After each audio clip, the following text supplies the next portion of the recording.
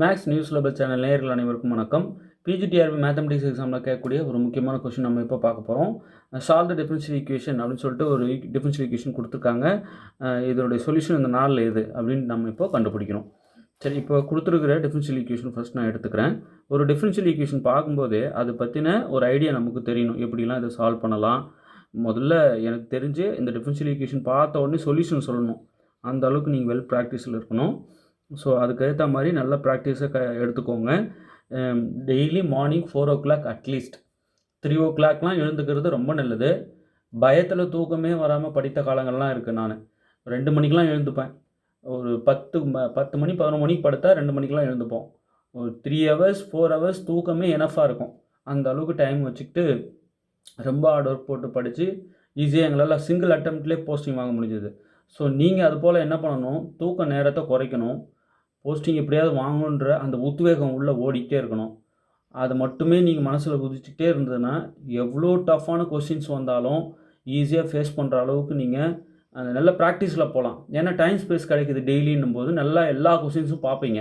அதுக்கு தான் test batch attend பண்ணுங்கன்னு சொல்கிறது. எல்லா டைப் ஆஃப் கொஸ்டின்ஸும் நீங்கள் பார்க்க முடியும். Study material proper study material இருந்தால் தான் டெஸ்ட் பேட்ச் முக்கியமாக எழுத முடியும்.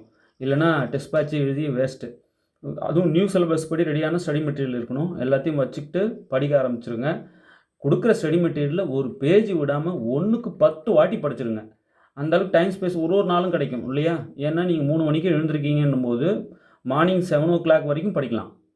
நல்லா 2-3 வாட்டி நல்லா ரிவைஸ் பண்ணலாம். நீ எந்த கொஸ்டின் வேணாலும் கேள, ஆன்சர் பண்ணுவேன், அப்படியே சொல்வேன் ஆன்சர், அதனோட நேச்சரே எனக்கு தெரியும் அப்படின்ற அளவுக்கு நீங்கள் மாறி நிற்கணும். அப்போ தான் போஸ்டிங் வாங்க முடியும். சிங்கிள் அட்டம்ப்டில் தட்டிட்டு போஸ்டிங் வாங்கி போயிட்டே இருக்க முடியும். ஸோ தூக்கத்தை அது நம்மளை தூங்க விடாமல் செய்யணும். அது தூங்கும்போது வருவது கனவல்ல, நம்ம தூங்க விடாமல் செய்வதே கனவு. அப்துல் கலாம் ஐயா அதை அழகாக சொல்லிட்டு போயிருப்பார். அதை மனசில் எப்பயுமே வச்சுக்கோங்க. நம்மளை தூங்கவே விடாது நமக்குள்ளே இருக்கிற அந்த ஃபயர். ஸோ நல்லா படிங்க, மார்னிங் நல்லா எழுந்துக்கோங்க. Daily at least evening 4 hours morning 4 hours நல்லா படிக்கிற அந்த டச் வச்சுக்கிட்டு ஜாபுக்கு போகிறவங்க கூட படிக்கலாம். அதை மைண்டில் ஃபிக்ஸ் பண்ணிக்கோங்க. ஓகே, சரி, இப்போ நம்ம இந்த டிஃபரன்ஷியல் ஈக்குவேஷன் என்ன சொல்லுது அப்படின்னு சொல்லிட்டு பார்க்கலாம். இதோட சொல்யூஷன் பார்க்கலாம். இப்போ இது பார்க்கும்போது எந்த மாடலில் இருக்குது? இது first order linear differential equation. இந்த வேரியபிள் ஒய், ஒய்யில் நம்ம இந்த நேரியல் வகைக்கெழு சமன்பாடு. இதோட general form dy/dx + py = q இந்த வடிவில் இருக்குது. ஸோ இது ரெண்டையும் கம்பேர் பண்ணோம் அப்படின்னா p value tan x, q value cos cube x. Just இது ரெண்டுத்தையும் கம்பேர் பண்ணி pq எடுத்துட்டேன். இப்போ இன்டகிரேட்டிங் ஃபேக்டர் வேணும். இதோட ஜென்ரல் சொல்யூஷன் வேணும்னா முதல்ல இன்டகிரேட்டிங் ஃபேக்டர் கண்டுபிடிக்கணும். இந்த டைப்பில் இருந்தால் இன்டகிரேட்டிங் ஃபேக்டர் என்னன்னு நான் ஆல்ரெடி சொல்லியிருக்கேன் வீடியோவில். e⁻∫ pdx இதுதான் இன்டகிரேட்டிங் ஃபேக்டர். ஓகே, இதுதான் integrating factor. So e⁻∫ pdx integrating factor இருந்தால் ஜென்ரல் சொல்யூஷன் எழுத முடியும். e⁻∫ p value tan x அந்த இடத்துல போட்டுட்டு இன்ட்டு dx. ஓகே, சரி, இப்போது e⁻ tan x இன்டகிரேட் பண்ணாக்கா log sec x கேட்ட உடனே சொல்லணும். இதுக்கு ப்ரூஃபே இருக்குது இல்லையா? இப்போது எக்ஸ்போனென்ஷியல் ஃபங்க்ஷனும் லாகரிதமிக் ஃபங்க்ஷனும் ஒன்றுக்கு ஒன்று இன்வர்ஸ் கட் ஆகிடும், வெறும் sec x. அப்போது இன்டகிரேட்டிங் ஃபேக்டர் என்ன கிடைக்குது அப்படின்னா sec xன்னு கிடைக்குது. ரைட், அப்போ பார்த்த உடனே இந்த டிஃபரன்ஷியல் ஈக்குவேஷனை நான் இந்த ஃபார்மில் இருக்குன்னு சொல்லிட்டேன். கம்பேர் பண்ணி p வேல்யூ q வேல்யூ எடுத்துட்டேன். இன்டகிரேட்டிங் ஃபேக்டர் கண்டுபிடிச்சிட்டு ஜென்ரல் சொல்யூஷனுக்கு போகிறேன். ஜென்ரல் சொல்யூஷன் கண்டுபிடிக்கிற ஃபார்மில் இருக்குது y × e⁻∫ pdx = q × e⁻∫ pdx × dx + c. எது வேணாலும் வரும், நீங்கள் பயப்படக்கூடாது. எந்த மாதிரியான இன்டகிரேஷன் வேணாலும் கேட்பாங்க. எந்த மாதிரியான இன்டகிரேஷன் கேட்டாலும் நீங்கள் ஆன்சர் பண்ணணும். அந்த அளவுக்கு ஸ்டடி மெட்டீரியலையும் நாங்கள் கொடுத்துருக்கோம். எடுத்து வச்சு படிங்க நல்லா. இப்போ y இன்ட்டு இங்கே இன்ட்டு இருக்கு இல்லையா? y × e⁻∫ pdx இப்போ தான் கண்டுபிடிச்சோம். sec x = q நம்ம ஆல்ரெடி எடுத்து வச்சுருக்கோம், cos cube x. இந்த இடத்துல சப்ஸ்டியூட் பண்ணுறோம். இங்கே ஒரு இன்ட்டு இருக்கும். So cos cube x × e⁻∫ pdx sec x இல்லையா? sec x × dx + c. Right, இப்போது y × சீக்கன் எக்ஸ் அப்படியே இருக்கட்டும் equal to integral cos cube x into இந்த சீக்கன் எக்ஸை 1/cos எக்ஸ்னு எழுதிக்கலாம் இன்ட்டு டிஎக்ஸ் ப்ளஸ் சி. ஒரு காஸ் கட் பண்ணிடலாம் இல்லையா? அப்போ என்ன ஆகும்? Y into secant x equal to integral cos square x தான் மிச்சம் இருக்கும். 1 into cos square x into dx plus c. இந்த 1 காஸ் ஸ்கொயர் எக்ஸோட மல்டிப்ளை பண்ணிட்டேன். இப்போது ஒய் இன்ட்டு சீக்கன் எக்ஸ்.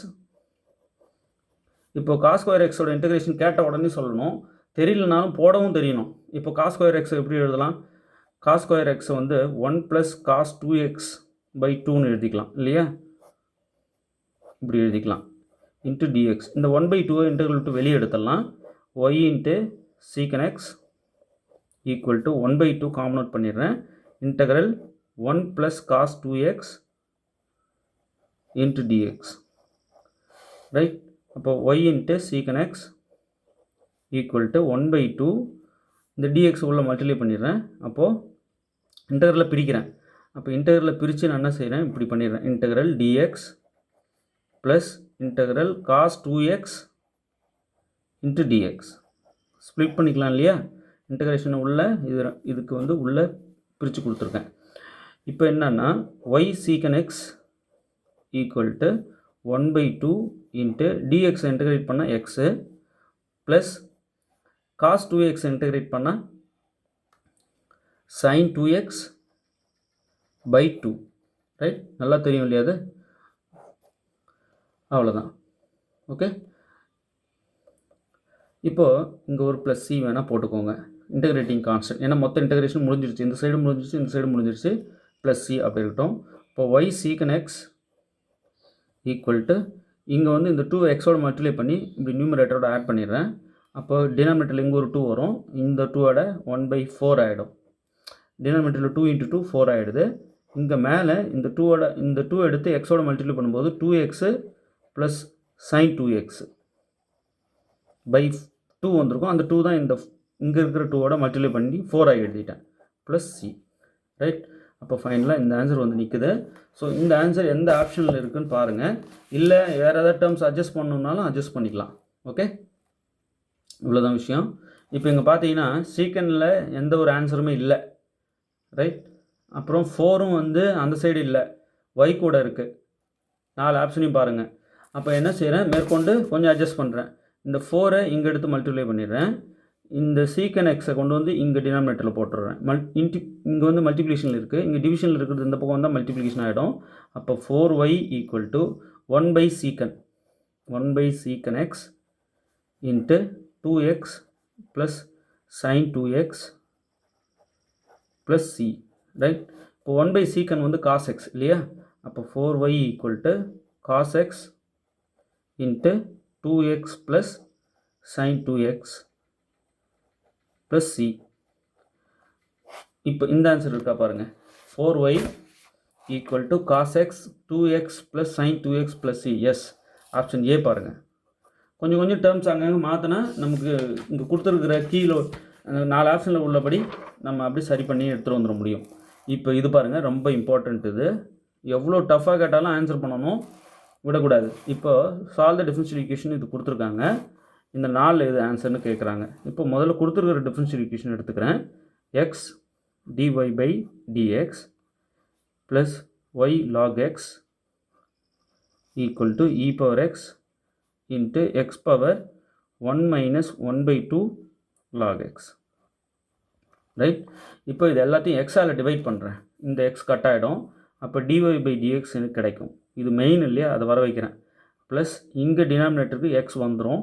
அப்போது y log x divided by x இப்படி ஆகிடும்.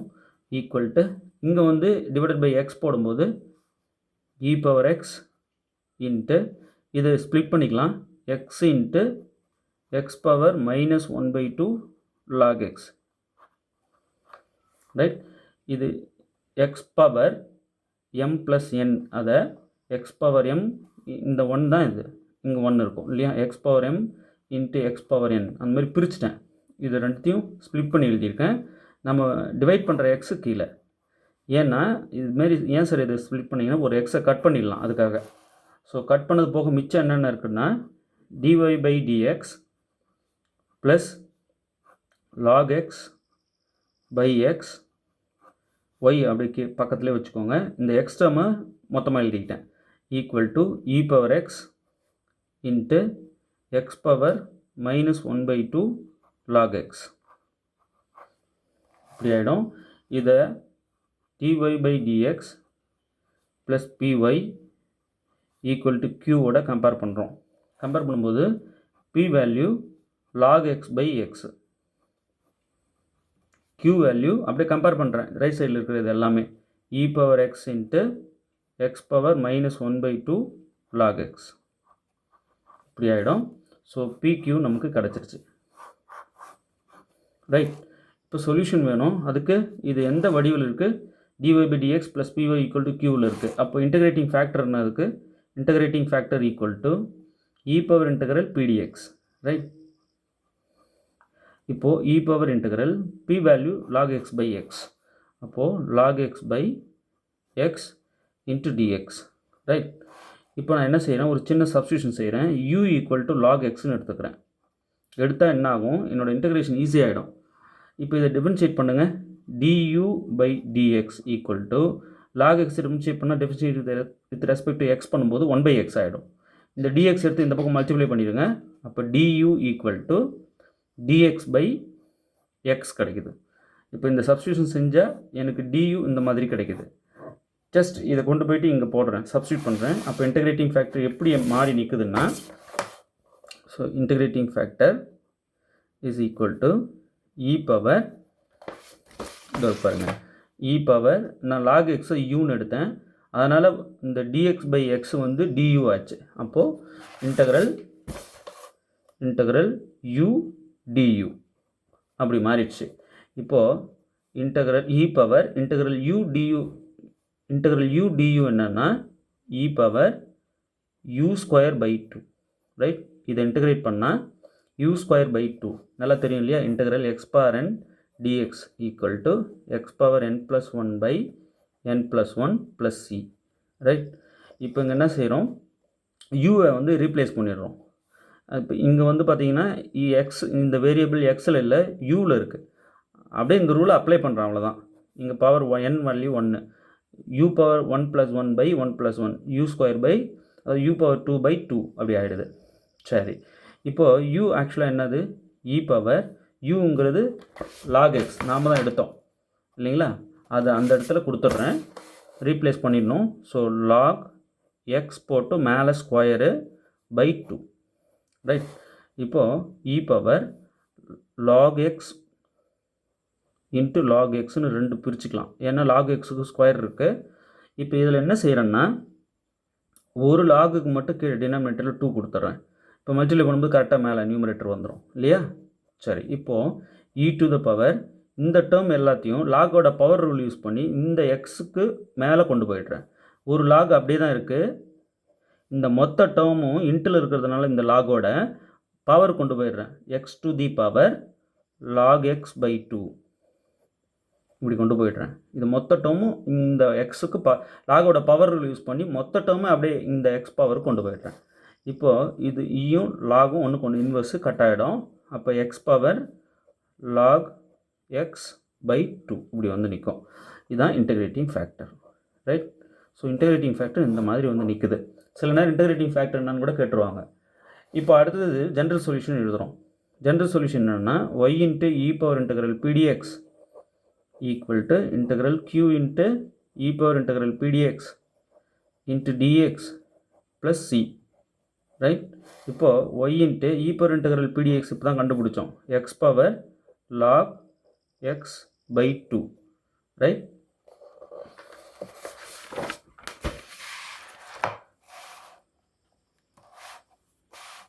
Integrating factor e power integral pdx இருக்கு இல்லையா, அது இங்கே ஒன்று வந்து நிறுத்தியிருக்கேன். இதுதான் e power integral pdx. Confuse ஆகக்கூடாது. ஐஎஃப்னாலும் இன்டகிரேட்டிங் ஃபேக்டர்னாலும் e பவர் இன்டகிரல் pdx ஆனாலும் ஒன்று தான். இப்போ அதை தான் கொண்டு வந்து இங்கே வேல்யூ போட்டுட்ருக்கேன். Equal to integral. இப்போ q வேல்யூ பாருங்கள், q ஆல்ரெடி எடுத்து வச்சுருக்கோம் ரெடியாக, இதோ இருக்கு பாருங்கள். அப்போ இது என்ன செய்யணும், e பவர் q வேல்யூ போடுறேன்.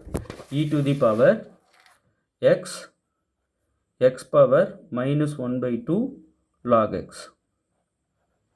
ஸோ இவ்வளோ நேரம் நான் q போட்டேன், இது ஃபுல்லாகவே q into e power integral pdx தான் இருக்கு பாருங்கள், x to the power log x by 2 into dx plus c, right. இப்போ இது அப்படி இருக்கட்டும், x power y into x power log x by 2 இது அப்படியே இருக்கட்டும், equal to integral e power x அப்படியே இருக்கட்டும். இங்கே வந்து பார்த்தீங்கன்னா x power minus log x by 2 இருக்குது, இங்கே x power plus log x by 2 இருக்குது. இது ரெண்டும் பேஸ் ஒன்றா இருந்தால் இந்த பவர் ரெண்டு ஆட் ஆகும்போது 0 ஆகிடும், x பவர் 0 ஆகிடும். ஸோ x பவர் 0 1, அதை நம்ம போட வேணாம், into dx plus c. So இது ரெண்டும் பவர் ஆட் ஆகிடும், ஆட் ஆகி 0 வரும், x பவர் 0 1. இப்போது y into x power log x by 2 equal to e power x integrate பண்ணால் e பவர் x தான் ப்ளஸ் c, ரைட். ஸோ இப்படி வந்து நிற்குது. வேறு எதாவது மாடிஃபை பண்ணியிருந்தாலும் நம்ம மாடிஃபை பண்ணிக்கலாம். 4 ஆப்ஷனையும் பாருங்கள். இதில் எது பாருங்கள், y into x power 1/2 log x equal to e power x plus c, option B, right. So ரொம்ப நிதானமாக இதெல்லாம் அழகாக காப்பி பண்ணி வச்சுக்கோங்க. பல வாட்டி நீங்கள் ஒர்க் அவுட் பண்ணி பாருங்கள். கேட்ட மாத்திரத்தில் பட்டுன்னு போடணும், எங்கேயுமே ஸ்லாக்னஸ் இருக்கக்கூடாது.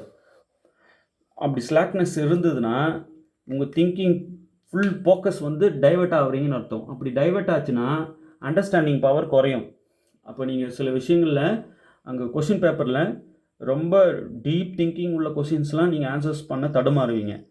அப்போது அந்த தெளிவு கிடைக்க தான் நீங்கள் எவ்வளோ டஃப் கொஸ்டினையும் ஈஸியாக டேக்கிள் பண்ணுவீங்க. அப்போ இந்த மாதிரி நல்லா பர்ஃபெக்டாக செயல்படணும்.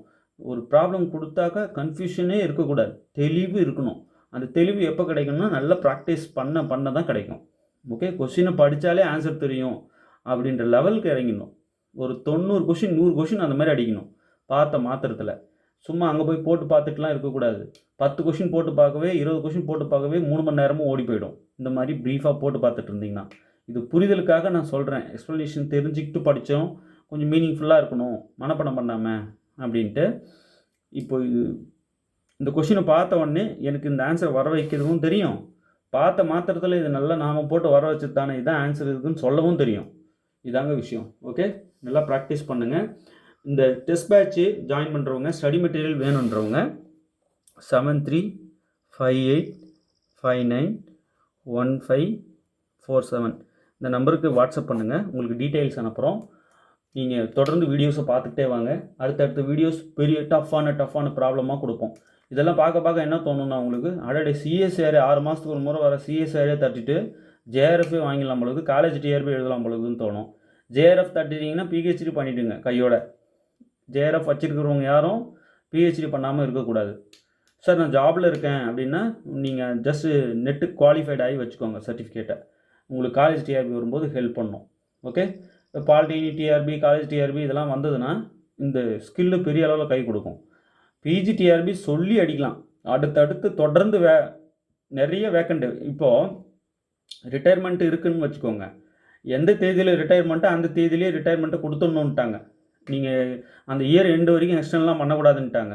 அப்படின்னா எவ்வளோ வேக்கண்ட் அப்பப்போ அந்தந்த தேதியில் ரிட்டையர் ஆகிற கூட்டம் பயங்கரமாக போயின்னு இருக்காங்க.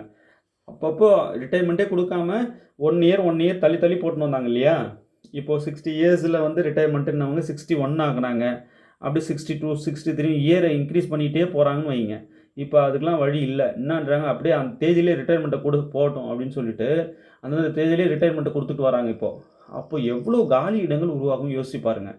அது எல்லாத்தையுமே எஸ்எம்சி பிடிஏல போட்டு மேனேஜ் பண்ணிட்டு போக முடியாது. ஏன்னா இது ஹையர் செகண்டரி அந்த மாதிரி பண்ணாங்கன்னா நம்ம பெரிய அளவில் வந்து எஜுகேஷன் பாதிக்கப்படும். அது அவங்களுக்கும் தெரியும், நம்ம சொல்லணும்னு அவசியம் இல்லை, அவங்க எல்லாம் புரிஞ்சவங்க தான். அப்போ அந்த அளவுக்கு தெளிவாக அதை பண்ணுவாங்க. எக்ஸாம் கண்டக்ட் பண்ணுவாங்க, கண்டிப்பாக பண்ணுவாங்க. பாருங்கள், இப்போது ஆகஸ்ட்டில் மிக விரைவாக அதுக்கான ஏற்பாடுகள் நடந்துகிட்ருக்குன்ட்டு தகவல் கிடைச்சது. ஆகஸ்ட்டில் நோட்டிஃபிகேஷனு, நவம்பரில் எக்ஸாமு அப்படின்னு சொல்லிட்டு பரபரப்பாக போய்கிட்டு இருக்கு. இதை நீங்கள் கோட்டை விட்டுறக்கூடாது, கண்டிப்பாக ஒரு போஸ்ட் வாங்கிடணும். சார் பிஜிடிஆர்பி சம்மந்தமாக நியூ சிலபஸ் மெட்டீரியல் எதனா ஒரு 1/4 பேஜ் இருந்தாலும் கொடுங்க, நான் படிக்க தயாராக இருக்கிறேன்னு ரெடியாக இருக்கணும், சொல்லி அடிக்கணும். ஓகே, தேர்வில் வெற்றி பெற வாழ்த்துக்கள். தேங்க்யூ.